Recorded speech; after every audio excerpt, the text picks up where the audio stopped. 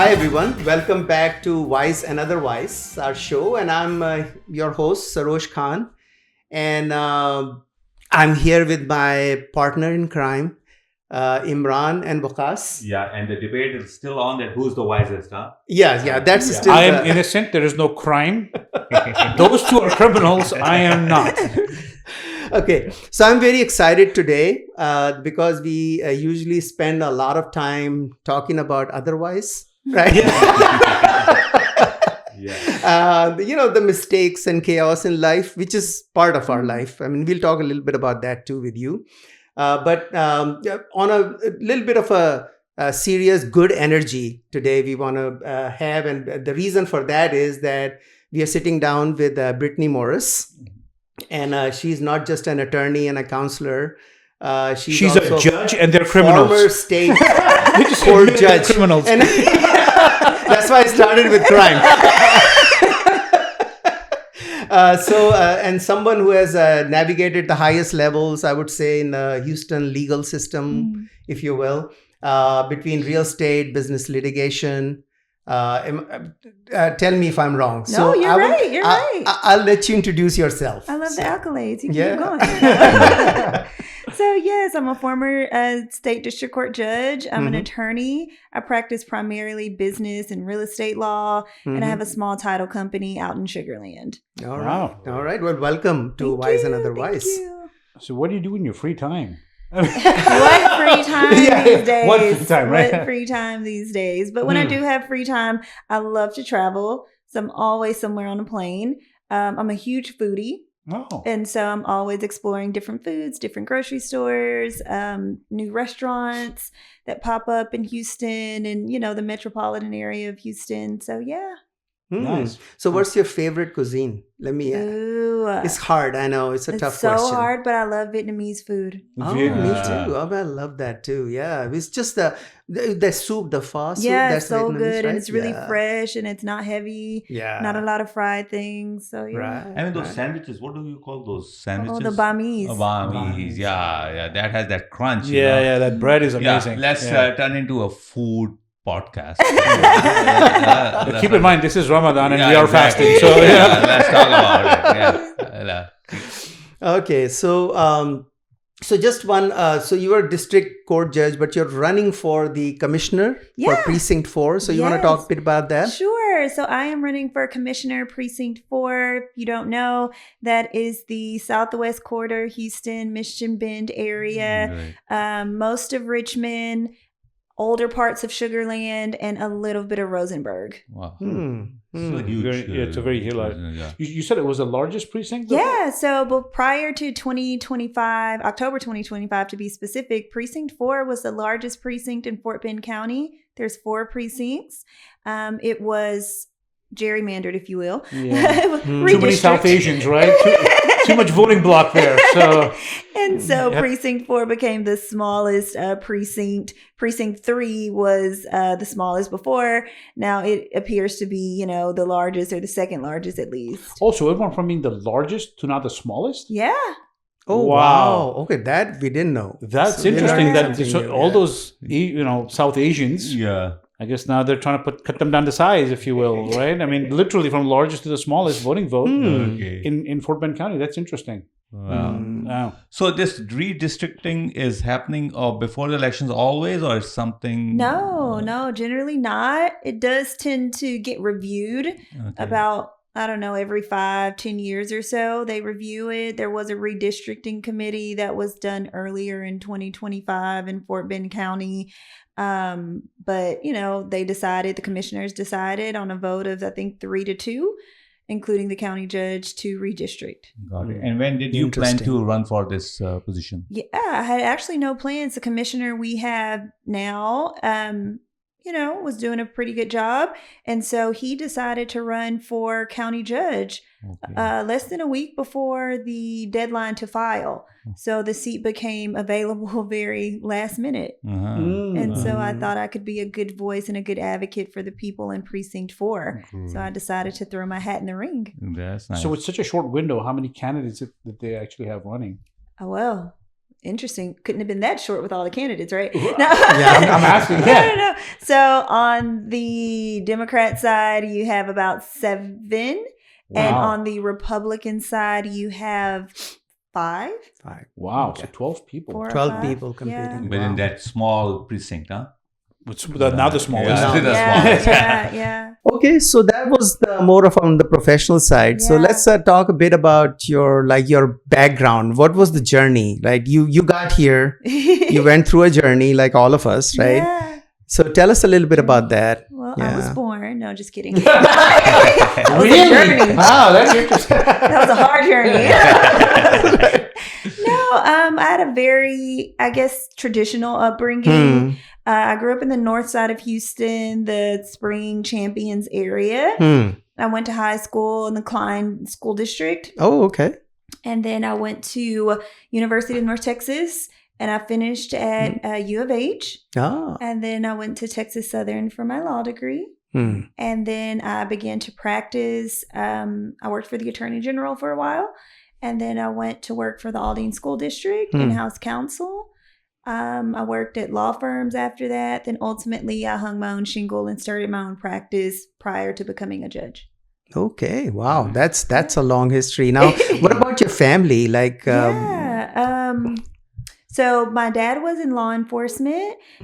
He was for HPD. He worked for HPD for about 35, 40 years. My mom was in the school district. So she taught special needs children. So she did that for, I don't know, over 20 years or so. I have 3 sisters and a brother. And so most of them are in some form of education. One of my sisters, she teaches for the Department of Justice, or I'm sorry, DOD, Department of Defense. So she has a very cool job. She teaches the children of our militaries. And so she goes to different places in the world, and they usually have a, military base, and she teaches on the military base. So I've got to go to, visit her in Japan and Dubai and so many different places. Wow.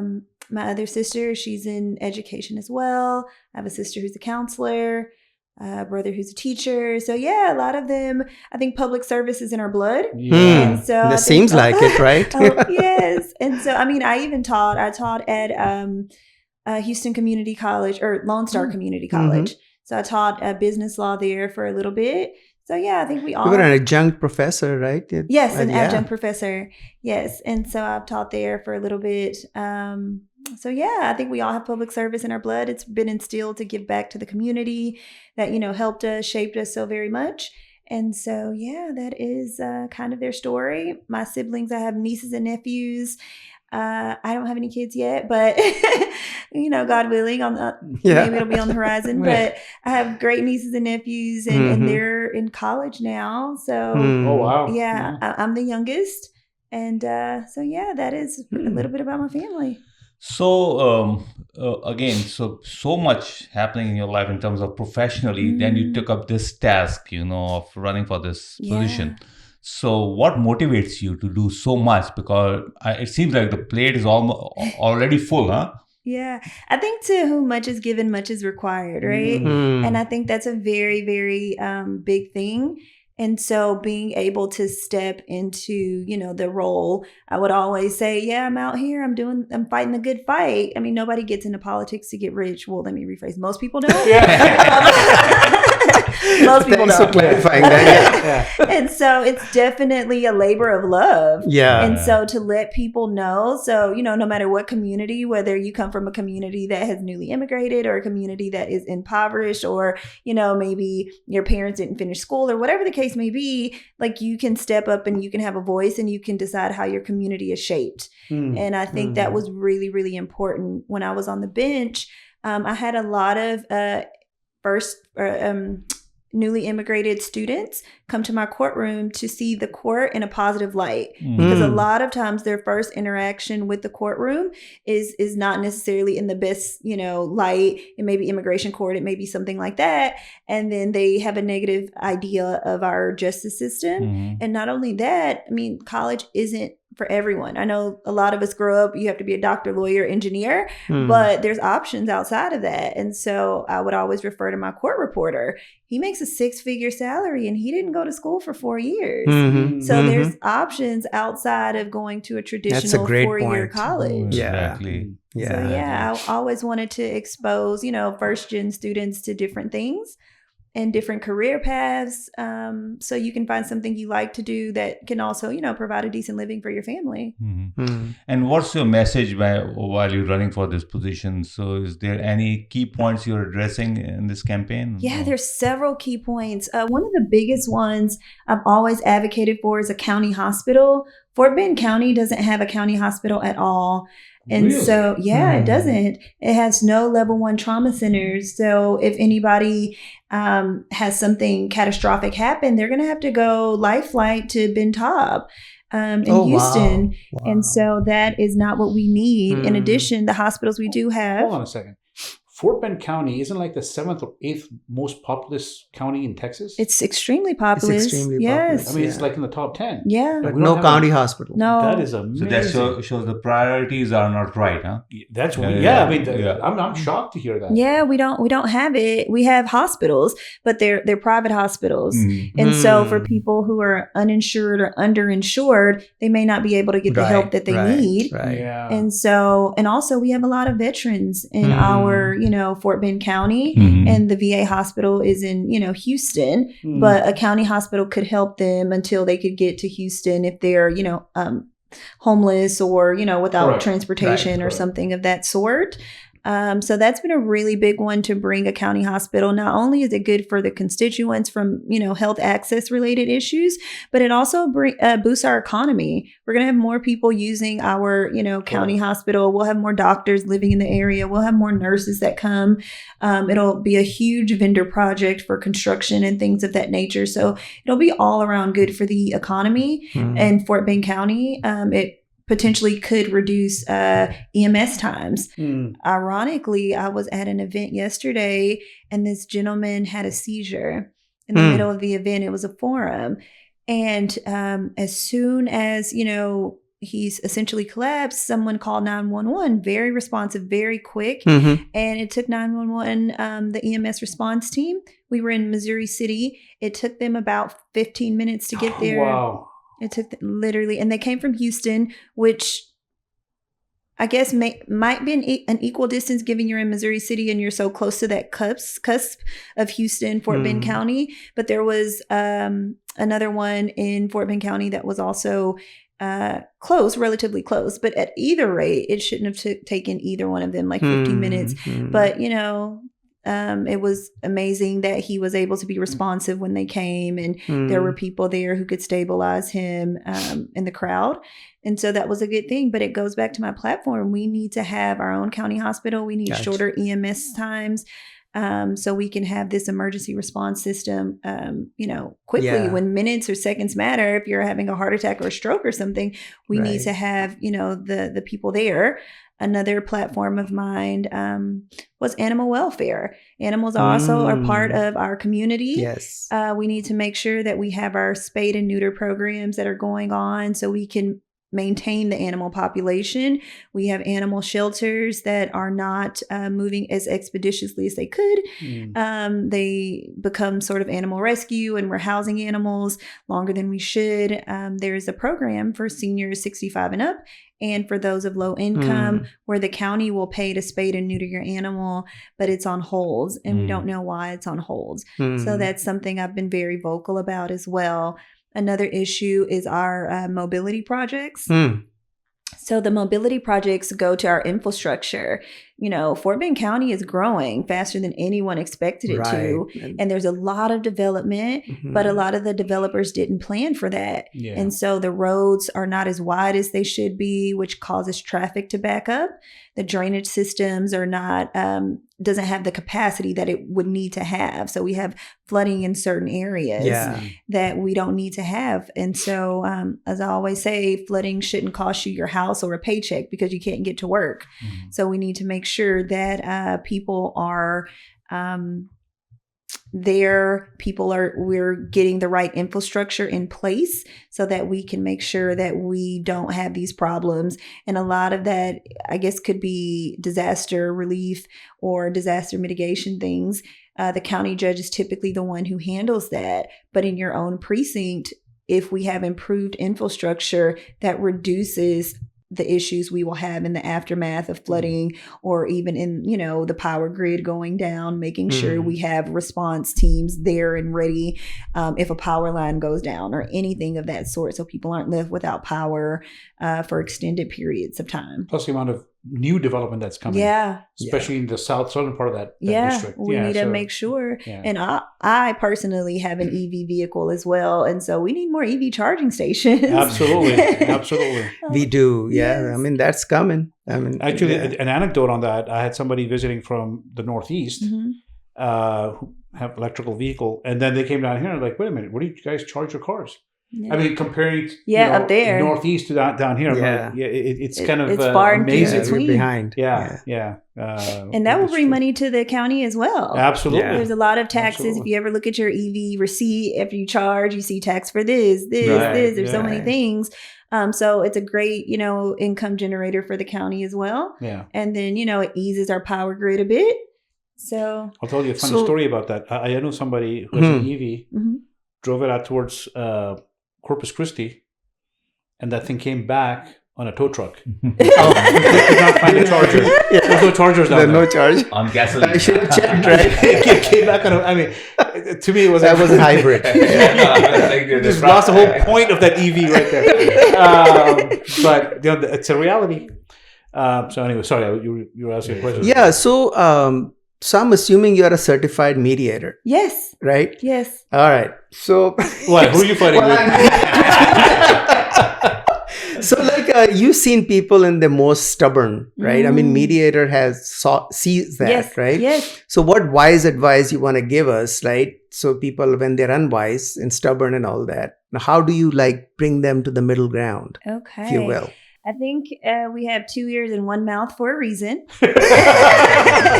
So that means we're supposed to listen twice as much as we speak. So I think if everyone can listen more than they're speaking, that would help.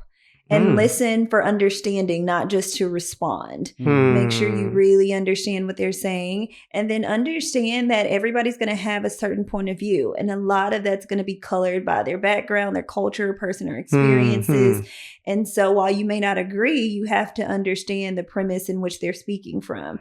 I think once you have that, that's extremely helpful. And then as far as coming together and mediations, I say it's a good mediation when everybody leaves a little bit unhappy, which means everybody didn't get everything they wanted, but they got some of what they wanted. And that's the only way to have common ground.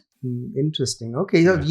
I think that's an interesting point. People come from different, and one of the themes we have is about immigrant stories, right? And people coming from all over. Houston is a melting pot, right? Yeah, so people come from all background, all cultures. Some are more stubborn than others. I'm looking at us, all of us. But this depends on the culture, right? Some people like to debate about everything. Some people don't. They're just agreeable, right? Yes. And it's not. I'm just joking, but this in every culture, every background. But that was the idea of this podcast too. The generations, they need to understand, especially within the immigrants and otherwise too, that people need to understand and be more open, as you said. Listen more than talk, Right. So in your county, Fort Bend County and Houston in general, right? I mean, you see a lot of people from all the backgrounds, and you have a very interesting background. Yeah. And culturally, religiously, family, right? So you want to talk a bit about that? Yeah, I think I have a very diverse background. And honestly, because of that, it's really helped me understand people and bridge people and be a Yeah, I think a bridge. That's a great way to put it. A bridge between communities, but like, so having interfaith dialogues is something that I've done to explain that we are more alike than we are different. And so I think that's very important. Even culturally, I suggested, if I'm elected, God willing, or even if I'm not, still putting on a forum to where everybody can bring their cultural food and then they can sit down, because most of us find communal bonding around food. And so explaining, the origin of the food or how we eat it, or, why we eat this particular thing.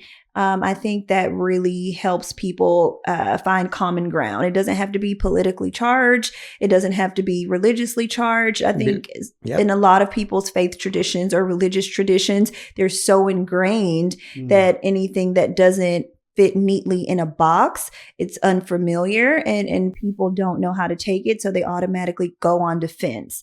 So if we can have conversation around food, no religion, no, no politics. Let's talk about our food. That's and the amazing point. Yeah. Indigenous ingredients that are in our food and things of that nature. Where did they come from, what the origin is. Yeah. And then I think that will soften people up to be able to have a conversation about the similarities, and then you can get to the differences and maybe why they exist. But I think oftentimes if we go in with our differences, we all have closely held beliefs, and then it ends up being very divisive. Yes, that's because you mentioned that, and knowing that your mother is a Christian and your father Muslim, and it's like a within family, you have multi-religious or multicultural, I would say multi-religious family, right? Yeah. I mean, you see that all the time now. Yeah. And so I think it's something that everybody needs to just be very conscious of, and just, I guess, be loving, right? No matter what religion or faith practice you have, they all center around love in some shape, form, or fashion. Even if it's not a religion, if it's a way of life or a practice people have, they all center around compassion for people and love for humanity and people. And so if people practice that, then that's something that I think will be great at getting along. All right. But like in Fort Bend, I see that because it's such a diverse county, especially Sugarland, it's the city of Sugarland. So I see the people they interact very nicely with each other. But looking around the America, it looks very polarized. But Actually, I was going to ask a question about that. Yeah, so I see there's a lot of harmony, and people, about food and businesses, they interact on daily basis within the neighborhoods as well. Actually, I would challenge that. And I'd like your comment on that, because yes, Houston is a very diverse city, but I think it is also a very segregated city, right? There are a lot of restaurants, there are a lot of these opportunities to interact, but I don't think we really do. True. Right? People from certain language groups or certain ethnic groups or certain religious groups kind of stay within that. And as a commissioner or as a thought process, how do you think we can, blend that together a little bit more, proactively rather than waiting for it to happen? Yeah, I think it's food's a great common denominator. But I do understand, especially older generations are just more comfortable around people who speak a similar language, understand them without, them having to understand what they meant or their sentiment. So we also have to respect that as well, and not put people in situations they don't feel comfortable. But I think the younger generation, it's very diverse. If you go to any of the coffee shops, late at night, you'll see people of all, creeds, colors, backgrounds interacting. That's very true. So I think naturally we'll all come together, in a way, and mix and mingle. I'll push back on that a little more, just to keep the conversation. Okay. So yes, you're absolutely right. When you're in school and college, there's a lot of interaction that happens. But once you leave that and you go back to your daily life, right? And then you're at work 8 hours a day, you got free time for 2, 3, 4 hours an evening or maybe a weekend. I think that goes away. I went to high school here. I went to college here. We had a very diverse set of friends. But as you get into your 50s, as we are, you start to kind of navigate back, or I don't navigate back or regress back to the same group, right? And I think it's almost like a college program where the RA puts on an event and you go or you don't go. but you have an opportunity to go. Yeah. Right. I think if that kind of an event happens, that, hey, you know what, we're doing, as you said, a food event or a cultural event or this event or that event, but it is organized by some entity. Yeah. I think those open up, right? Because you talked about this as well. There's no really public spaces for people to gather, right? Sugarland has Sugarland Town Center, and that's really it. Yeah. You've got City Center, but where else do you really have? And, going back to your comment of where do people assemble? To me, New York used to have Times Square. But even now, the ball drop area is not a very nice place to go. Yeah, right? But there are as a society, I mean, again, from my background, which is physical developer, architect, a contractor, we are taking away public spaces, right? That's a good point. And so I think physically there is an attempt being made, or I don't know if it's being made, but just it's occurring because those things don't generate money. They're not a profit-oriented thing, and our society really is. So how do we bring people together in a manner?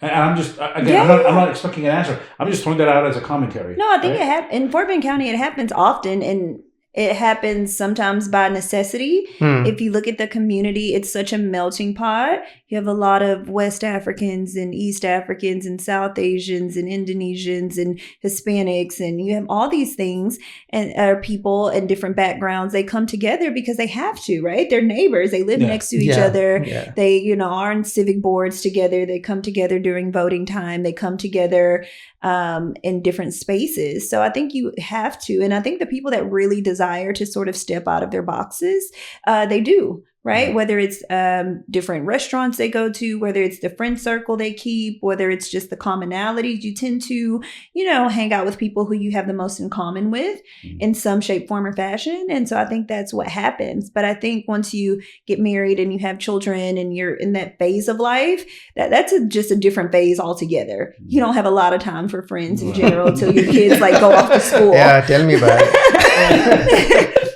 Once your kids go off to school, then it'll be a different story, right? It's a different story. And so, I remember when my friends started having kids, they've got all these mom friends, and I'm like, okay, I don't fit in this group anymore. I'll find another and there's group to hang things out. going on. You get engaged in that. So I think it's people who you have something in common with for that phase of life that you tend to interact with or talk with.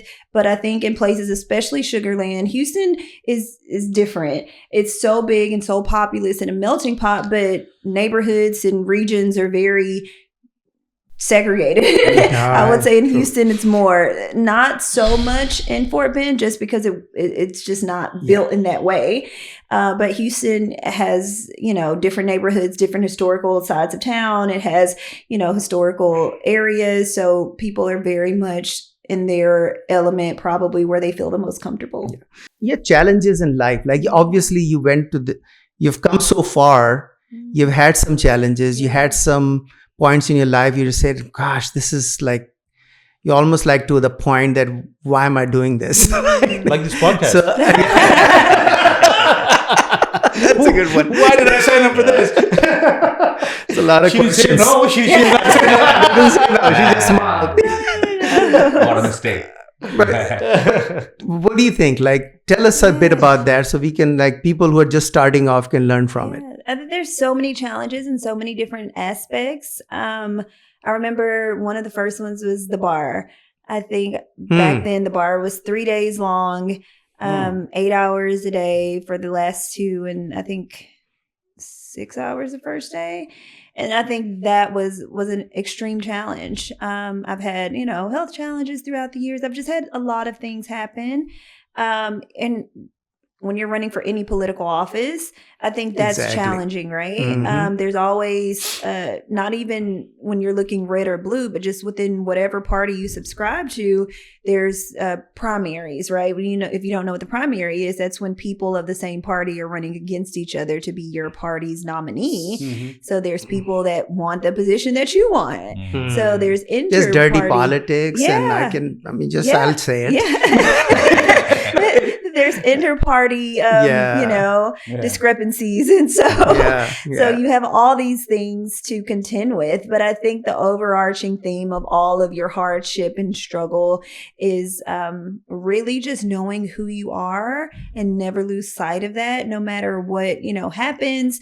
Don't let that change you as a person. Don't let it change your integrity or your character. You know who you are, no matter, despite what people say or what people, will say about you. You know who you are and stand grounded in that, and also have a great support system. I don't think, without friends and family and those sorts of things, you'll be able to do any challenging task because you need people to pour into your cup when your cup's empty. And then a lot of these things that I've mentioned, you're pouring from your cup all day. And so you need to come home and recharge. And refuel and refill yourself, or maybe talk to your friend who has an encouraging word for you on the phone or whatever it may be. But you have to stay focused. You have to set your eyes on whatever it is your goal is and say, I'm going to go 100%. I'm going to leave it all on the field, metaphorically speaking. And so when it's all said and done, I won't have any regrets. That's a great answer. Yeah. So for the younger generation, like Gen Zs, so they seem to focus too much on social You are young too, by the way. That's what I'm saying. We're just starting off. Because you represent them, but there will be younger generation following her as well. So the Gen Zs, they are so much hooked to social media. So they are making their, whatever worldview through that. So how do you think we can encourage them to be in the public life? Public service. Politics. Okay. Well, I'm not Gen Z. I'm a millennial. But I think it's all about meeting people where they are. And so if Gen Z is going to be on social media, then let them use where they are for the greater good of society. So they can use social media for political advocacy. They can use it for, their business advocacy. A lot of them have started business on social media. So meet them where they are. And how does one get started in public service? Yeah. If they have that desire, what's your advice I think on that? one of the best ways to do is volunteer for your local party, volunteer for organizations. There's an organization called the League of Women Voters. And so I'm a part of that.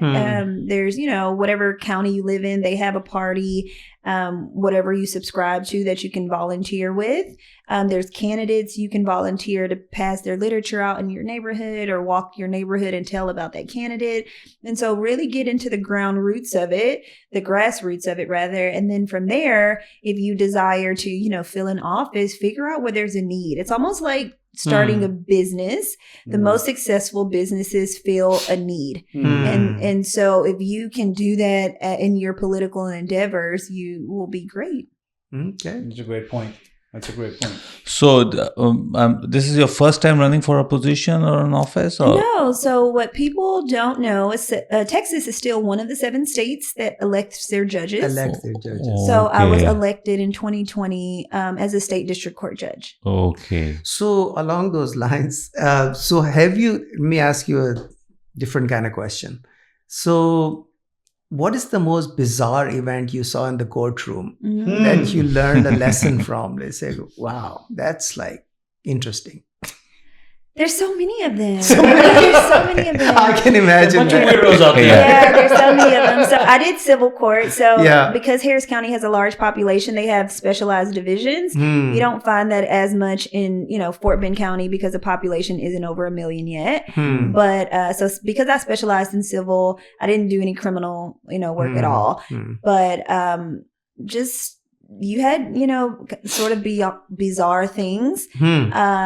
I remember I was trying one case and both parties spoke a different dialect of Chinese. One spoke Mandarin, one spoke Cantonese. And so I had a juror ask to be removed because he couldn't listen to it, right? And so I was like, sir, not a reason. That's nice. It did obviously with interpreters and whatnot, it did prolong the trial a bit. I had a time where there was a transgendered lady, and so we had to make sure everybody addressed her as her. And so those are things, you have in the courtroom, and you have people who have disagreements. You'll have the bailiff, walk them outside.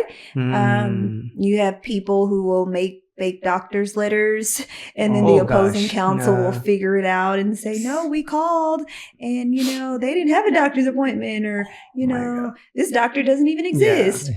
And you're like, okay. So that's just on grade school that it happens. I got a fake note from my doctor. No, it happens. It happens. Courtrooms too. Yep, it happens. And because it was civil, the only time I tried anything criminal was when somebody was eligible for contempt, and it was a contempt hearing. And then at that point, the burden rose to that commensurate with a criminal court hearing, because, their liberty is going to be taken away. So that's interesting, not being a criminal practitioner, but having to practice according to criminal standards when it comes to contempt. And so somebody from Rusty Hardin's office came out to defend this person that was eligible for contempt. And all they had to do was show up. They didn't show up for 9 months. That's the only reason that they were being threatened with contempt. Well, that's what they were in contempt. They weren't showing up. And so that they just didn't show up. But so what happens in that case if they're in contempt of contempt, right? They didn't show up, and they didn't show up for their own hearings. They didn't show up when they were ordered to show up and testify. They didn't show up at all.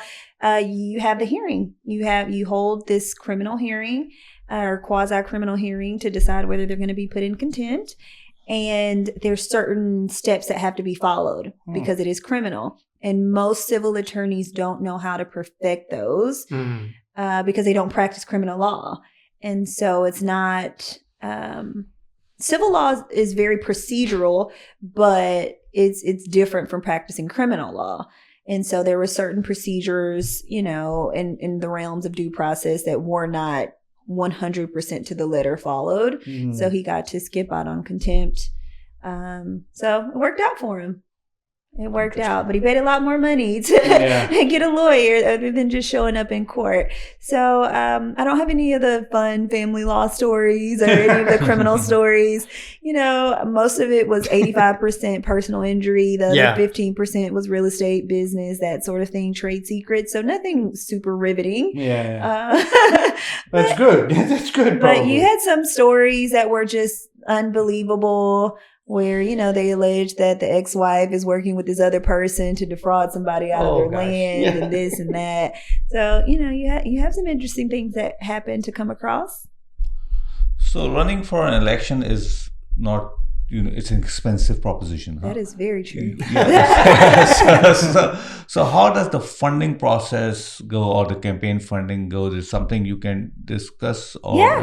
I can absolutely discuss it. So for everybody, it's going to be different. It's much harder to raise money in lower level races. So what I call down ballot races, I always tell everybody the more, the closer to the back of your ballot, the closer to your front door. And because that's true. So those are your local judges, your local, elected officials. That's much closer than president or senator or those sorts of things. They matter. Don't get me wrong. Up ballot races absolutely matter. But the ones that are down ballot are closer to your front door. And so it's harder to raise money because who is your base? When you're a judge, your donor base are typically law firms and lawyers and things of that nature. When you're, running for local office, like commissioner, for example, it would likely be, constituents. But given, the economy, things are going the way they're going, everybody's being squeezed every way, and they don't have extra money to necessarily donate or to give. It works very similar how it works for the Senate or any other races. You have donors from everywhere, and they, give you money. But those local municipal elections or those local county races, they're much harder to raise money, especially from individual people. Now, some people will raise money from corporations and PACs and, just other organizations. And, that has their pros and cons too. You have the money to run a campaign, but you might get some flack from where it came from. So there are PACs even in this lower down ballot? Yeah. Oh, they are. Okay. Really? Yeah, there's PAC money. So what would a PAC gain from getting a local county commissioner? Ooh. I was like, ooh, that's a good question. What would motivate them to put money into something? What are they really? I mean, well, let me say this. Okay. So the commissioners have a host of responsibilities. Of course, we talked about infrastructure. Of course, we talked about the policies they can implement. But another role of the commissioner is deciding bids and contracts. And so because the commissioner under a certain amount can approve certain contracts without going to commissioner's court, it's a position to where there's a lot of responsibility on your shoulders. So that's a lot of money. that is a lot of money. That is a lot. I mean, there's this whole thing about campaign reform, campaign finance reform. Yeah. Right? So this thing of pay for play, kind of like a race car driver putting patches on their cars to say these are the people that paid me money. Yeah. I think politicians pretty much have the same kind of a situation. But I thought it was always the higher offices. It wasn't like down ballot Good as to well. know. Yeah. So it is good to know. What are your thoughts on that? I mean, how do you feel about big money coming into politics and controlling politics? I have mixed feelings, right? Because some people are going to do it regardless. But you don't want to allow those people to reign supreme and, have a better campaign because they can send the mailers, they can, have a team, they can get a bus, they can do all these things that people who are not well funded can't do. When you think of the people who pass you the cards when you go vote at the polls, they're getting paid at least $15 an hour. Wow. Right? And think about how many polls there are. Just in Fort Bend County, there's 30 polls. Right. And so if you have a worker at all of those for people who run countywide, it adds up pretty quickly over the 10, 11-day voting period. When you think of mailers, the cost of postage and all these things, it's really expensive. But I think there has to be a middle ground in that. I mean, everything's publicly transparent. It's on the website, so you can figure out who's getting money from who. So that's publicly disclosed. I mean, obviously, if it's a PAC, it'll just say the PAC name. You won't, unless you do some digging, you won't figure out who owns the PAC and that kind of thing. Yeah. But I think it has to be a balance, right? Yeah. I think you have to take... there's certain organizations I will never take money from for my, own personal reasons. Sure. And then there's, corporations. I think if you can sit down and have a conversation and say, okay, if you want to donate, but please understand this isn't a quid pro quo and it's not going to be that. Right. Or if you feel like you want to, my coffers are in pretty good shape, but you still want to donate to a cause, then let me give you the Boys and Girls Club or let me give you some other causes. Exactly. I mean, you need money to run a campaign. We can't get around that. Yeah, of course. Yeah. But to the extent your coffers are well filled, then maybe the surplus, you may want to find a different avenue for it. Yeah. That makes sense. What might be an alternate? I mean, I'm just thinking, again, I don't want to come confrontational. I'm just trying to have a conversation. So now, if you have 12 candidates for a commissioner position in a district which is not that great or not that big of a county, could it be that the expenses that are involved in it be subsidized by the county so that the individual candidates are not having to raise money? Because I think it's the process. It's almost like you're forcing the money to happen, right? I mean, if we look at it as a it's like a disease and a symptom, right? The disease probably is that you're having to raise this money and therefore you have to look for somewhere to get it, as opposed to if you actually had a source, you know what, everybody's limited to X number of dollars. It's kind of like a salary cap in a sports thing, right? Everybody's only spending this much money. It's equal playing field. And then now what you have to say, what your platform is, how you appeal to people actually becomes what you're being voted on, rather than how much money you were able to raise based on shady deals that were in the back room. Yeah, I think, wow, that's in theory, that sounds great. I was like, in theory, it sounds great. Yeah. But there were, multiple court cases that came out, especially this last election out of Michigan or Pennsylvania. I can't quite recall, but it dealt with Elon Musk. And then there's some before that as well. But basically, it's a form of speech, your donations. And so if we curtail that, we're now curtailing, freedom of speech and people's freedom of speech. And so I think the court has routinely, rejected that notion of this party can't donate or these people can, or those sorts of things. But doesn't that mean that if you have more money, you have more freedom of speech? It means you have more speech. That's what I'm saying. Exactly. But you can definitely have more speech. All right. Well, Brittanye, it was great talking with you. This was amazing. We hope you come back. Yes. And we wish you best of luck. Thank you. We want to continue talking, but we have like a time. I hope next time we talk to you, we address you as commissioner. Oh, yes. There you go. Perfect. Perfect. And thanks again. Thanks for your time. Thank you for having me. Thank you. Thank you very much. Best of luck in the election. Thank you. So that was it. Wise and otherwise, and an amazing guest over here with us. So, and guys, please subscribe. Please subscribe. It doesn't cost any money. Some people have come and told me that it doesn't cost anything. Just hit that button down there, and it'll help us a lot. Thank you so much. Thank you. Take care. Bye.